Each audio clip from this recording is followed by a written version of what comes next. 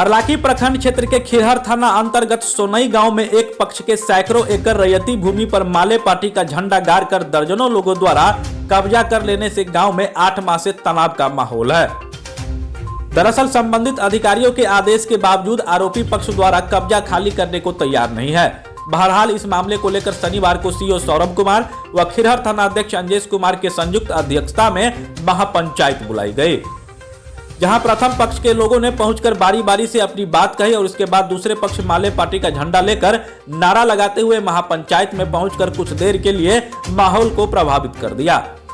उसके बाद सभी ने माले पार्टी के कुछ लोगों का हवाला देते हुए कहा कि हम लोग भूमिहीन हैं और जमीन से कब्जा नहीं हटाएंगे। हालांकि प्रथम पक्ष के लोगों ने यह भी कहा कि अवैध कब्जा करने वाले लोग भूमिहीन नहीं है। यदि वो लोग भूमिहीन है तो सीओ ने उन्हें अपने कार्यालय में आवेदन करने को भी कहा है। इसके बावजूद किसी ने भूमिहीन होने का आवेदन जमा नहीं किया, जबकि महापंचायत के दौरान सीओ सौरभ कुमार ने साफ तौर पर कब्जाधारी पक्ष को कहा कि कब्जे किए गए रैयती जमीन पर अवैध रूप से कब्जा किया गया है, जिसकी जांच भी की गई है और डीएम कार्यालय में दोनों पक्षों पर सहमति के बाद भूमि खाली करने का भी आदेश दे दिया गया है, जिसको अगर खाली नहीं किया गया तो खाली कराने के लिए प्रशासन को विवश होकर सख्ती बरतनी होगी।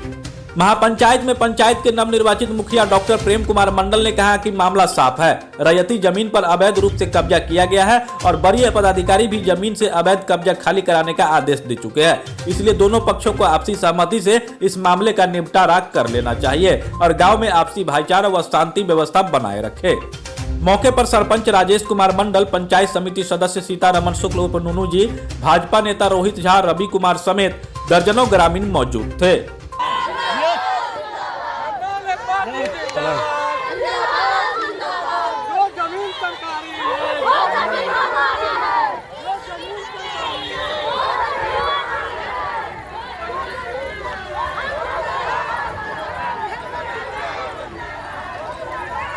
बिहार सरकार की ज़मीन नहीं है।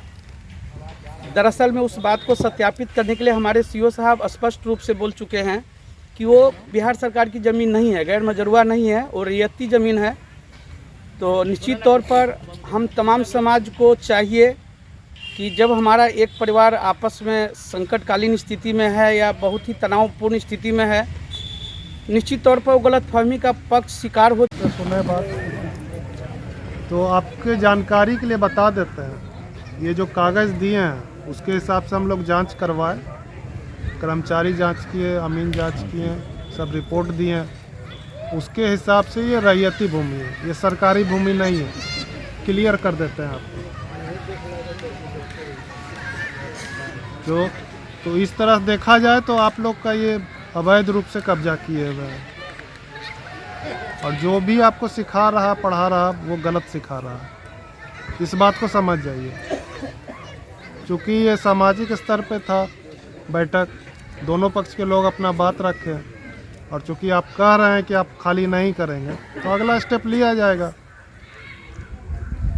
और अगर जिसको नहीं है ज़मीन, वो विधि सम्मत रूप से अपना एक भी आवेदन। आप हमारे मधुबनी न्यूज़ को फेसबुक पे देख रहे हैं तो पेज को लाइक करें, YouTube से देख रहे हैं तो हमारे चैनल को सब्सक्राइब करें और बेल आइकन को दबाना ना भूलें।